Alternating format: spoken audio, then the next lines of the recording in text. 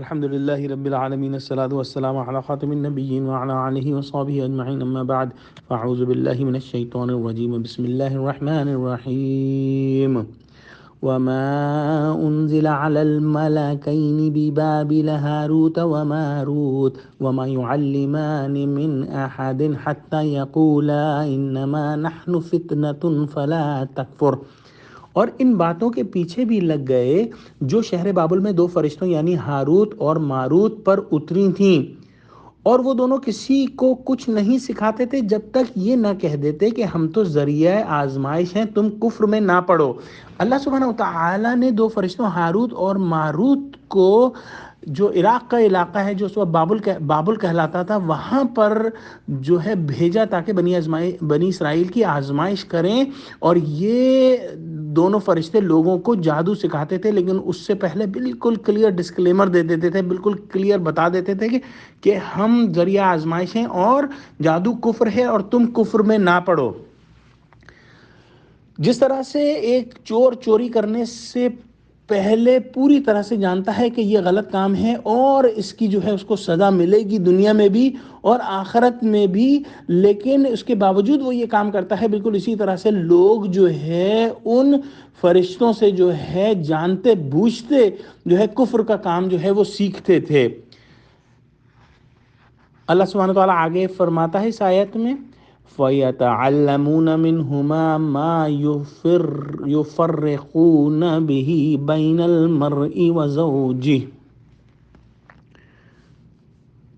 غرض لوگ ان سے ایسا جادو سیکھتے جس سے میاں بیوی میں جدائی ڈال دیں، اور یہ جو ہے وہ بدترین جادو ہے، اور یہ جو ہے وہ بدترین کام ہے کہ میاں بیوی کے اندر جو ہے وہ جدائی ڈال دی جائے۔ ایک حدیث شریف میں آتا ہے جو کہ حضرت جابر رضی اللہ تعالی عنہ سے روایت ہے کہ جو ابلیس کا محبوب ترین کام جو ہے جو اس کے جو ہے وہ کارندے اس کے جو ہے شیاطین کرتے ہیں وہ یہ ہے کہ کسی میاں اور بیوی کے درمیان جو ہے وہ جو ہے لڑائی کروا کے ان کی جدائی کروا دیں۔ کیونکہ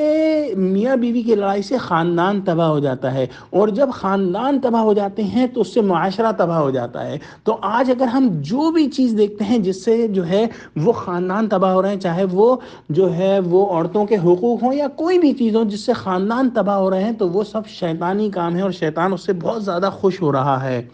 اس کے بعد اللہ سبحانہ وتعالی اس آیت کے اندر فرماتے ہیں وَمَا هُمْ بِضَارِّينَ بِهِ مِنْ أَحَدٍ إِلَّا بِإِذْنِ اللَّهِ،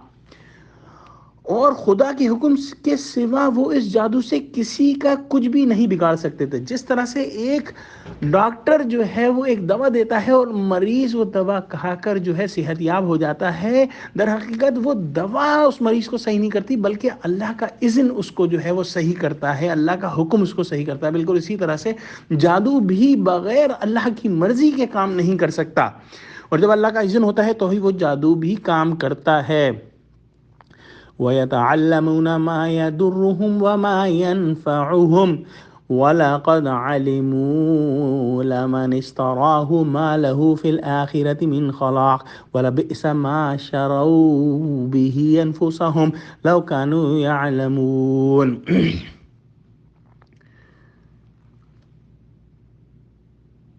اور کچھ ایسے منتر سیکھتے جو ان کو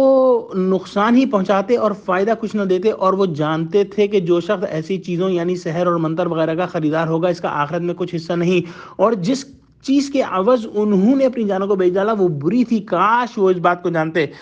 اور اللہ سبحانہ وتعالی نے صاف صاف فرما دیا ہے کہ جو لوگ بھی ایسا کام کریں گے ان کو کوئی فائدہ نہیں ہوگا۔ دنیا کے اندر اگر ہم دیکھیں کہ جو یہ جادوگر ہیں یہ قسم پرسی میں برے حالات میں ہی رہتے ہیں، ان کی کوئی جو ہے بادشاہتیں اس جادو سے وہ حاصل نہیں کر لیتے، اور آخرت کے اندر جو ہے عذاب کے مستحق ہو جاتے ہیں اور اپنی جانوں کو بہت ہی معمولی قیمت پر جو ہے وہ بیچ دیتے ہیں کہ وہ کفر کرتے ہیں۔ اور ایک دفعہ دوبارہ اس بات کو سمجھ لیں کہ اگر کوئی جادو کا اثر ہو یا کوئی کسی چیز کا اثر ہو، اس کے لیے آخری قرآن کی دو صورتیں سورہ ناس اور سورہ فلق جو ہے وہ اس کا علاج ہے۔ یا اللہ ہم کو قرآن کا فہم عطا فرما، آمین۔ وآخر دعوانا الحمد للہ رب العالمین، والسلام علیکم ورحمۃ اللہ وبرکاتہ۔